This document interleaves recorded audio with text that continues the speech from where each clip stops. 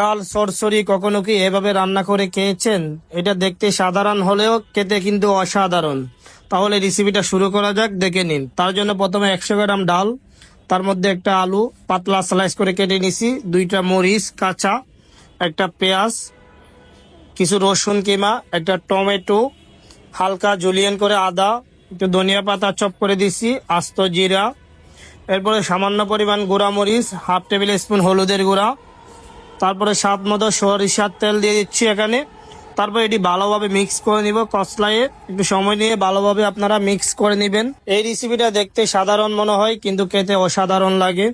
অবশ্যই আপনারা বাসায় ট্রাই করবেন, ট্রাই না করলে বুঝবেন না, এটার স্বাদ আপনার জিহ্বায় লেগে থাকবে। এরপর আমি এখানে সামান্য পরিমাণ পানি দিচ্ছি, পানি বেশি দেওয়া যাবে না। দেখতে পাচ্ছেন আমি ডাউলের পরিমাণ সমান সমান পানি দিয়ে দিচ্ছি। এরপরে স্বাদ অনুযায়ী লবণ দিয়ে ডাউলটা আমি এখানে বয়েল করে নিব। যখন এটা ডালটা